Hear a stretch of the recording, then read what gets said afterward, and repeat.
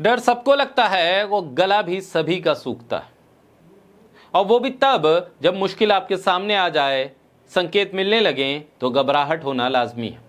अभी जंतर मंतर पर जेन ज़ी का प्रोटेस्ट हुआ और मांग थी धर्मेंद्र प्रधान का इस्तीफा, और वो होकर रह गया। इस्तीफा हो गया, प्रदर्शन खत्म हो गया, लेकिन अब जो निशाने पर है और जो घबराहट में है सबसे ज़्यादा, वो नितिन गडकरी हैं। क्योंकि नितिन गडकरी जिस तरह से इथेनॉल की वकालत कर रहे थे, इस देश के लोगों को ये बता रहे थे कि तेल कैसे सस्ता हो जाएगा, कैसे माइलेज पे फर्क नहीं पड़ेगा, उसको लेकर ज्ञानवर्धन करते थे हर प्लेटफॉर्म पर। अब उनको भी जेन ज़ी से डर लगने लगा। अब उनको भी प्रदर्शन से और प्रदर्शन से होने वाले नुकसान से डर लगने लगा है। इस्तीफों की आहट के बीच अब जब दिल्ली के मैदान में ऑटो रिक्शा वाले भी, टैक्सी वाले भी E20 के खिलाफ प्रदर्शन के लिए उतरने वाले हैं, तो उससे पहले नितिन गडकरी ने भी अब यू टर्न ले लिया। पहले कहा गया E20 से गाड़ी को कोई नुकसान नहीं, फिर कहा गया कि शायद थोड़ा नुकसान हो जाए। अब खुद मंत्री जी संसद में बोल रहे हैं, हाँ रबर पार्ट्स खराब हो सकते हैं। तो सवाल यह है कि झूठ कब बोला गया, पहले या अब? यू टर्न क्यों लिया गया? 29 जुलाई को डेक्कन क्रॉनिकल की हेडलाइन थी, Nitin Gadkari defends E20 fuels says older vehicle face no major issues. मतलब साफ है, कोई दिक्कत नहीं है, जनता चिंता मत करो। लेकिन असली सवाल तो क्रिटिक्स उठा रहे थे।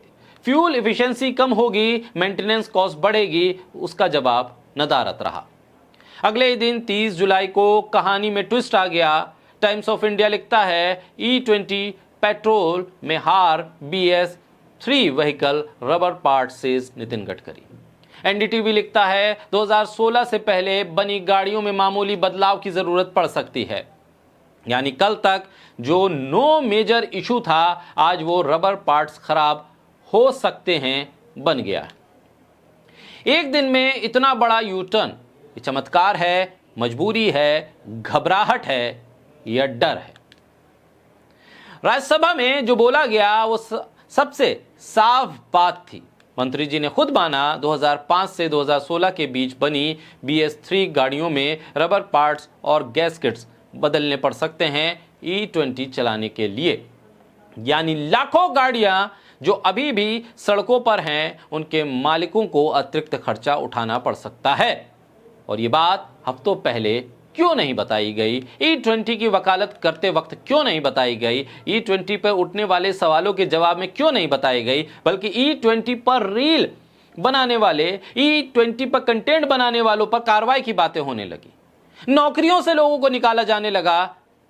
ये तब हो रहा था जब इस देश के जंतर मंतर पर जेन ज़ी प्रोटेस्ट कर रहे थे, और उस प्रोटेस्ट का जो नतीजा आया, उसने घबराहट इतनी पैदा कर दी कि अब यू टर्न लेना पड़ रहा है।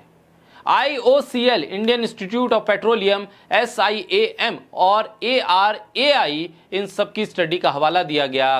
कहा गया BS6 गाड़ियां E20 पर भी एमिशन नॉर्म्स पूरे करती हैं। अच्छी बात है, लेकिन BS3 गाड़ी वाले आम आदमी का क्या, जिसकी गाड़ी 10 से 15 साल पुरानी है, जिसने कोई नई गाड़ी खरीदने का बजट नहीं बनाया है, उसे अब पता चलेगा कि उसकी गाड़ी के पार्ट्स रिक्वायर रिप्लेसमेंट हैं, वो भी अपनी जेब से।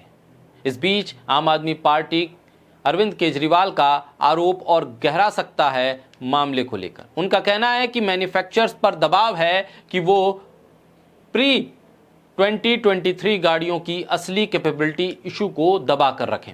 अगर ये सच है तो सवाल सिर्फ E20 का नहीं रहता, सवाल बनता है कि जनता से जानकारी छुपाने का। एक बड़े यूट्यूबर ने अपनी गाड़ी में आ रही दिक्कतों का हवाला दिया था, एक वीडियो बनाया था। जब वो वायरल हुआ, ट्रेंड करने लगा, तो दबाव आया, क्या मन की अंतरात्मा जाग गई। उस यूट्यूबर ने अगले दिन ही माफी मांग ली, यू टर्न ले लिया। लेकिन अब खुद मंत्री जी ने यू टर्न ले लिया। जब सरकार और कंपनियां मिलकर चुप्पी साध लें तो नुकसान किसका होता है? हमेशा आम आदमी का। क्या कमाल की नीति है, पहले बोलो कोई दिक्कत नहीं, फिर बोलो थोड़ी दिक्कत है, फिर संसद में बोलो हाँ पार्ट्स बदलने पड़ेंगे, और आखिर में बिल आम आदमी के हाथ में थमा दो। इसे नीति कहेंगे या नीति की आड़ में लीपापोती। जब सरकार की भाषा बदलती रहे दिन ब दिन, तो जनता का काम है सवाल पूछते रहना। पूछिए और जोर से पूछिए, अपने हित के सवालों को सरकार से पूछिए। उसकी नाकामी पर हर सवाल जब आप पूछेंगे तो सरकार है, सरकार को जवाब देना पड़ेगा।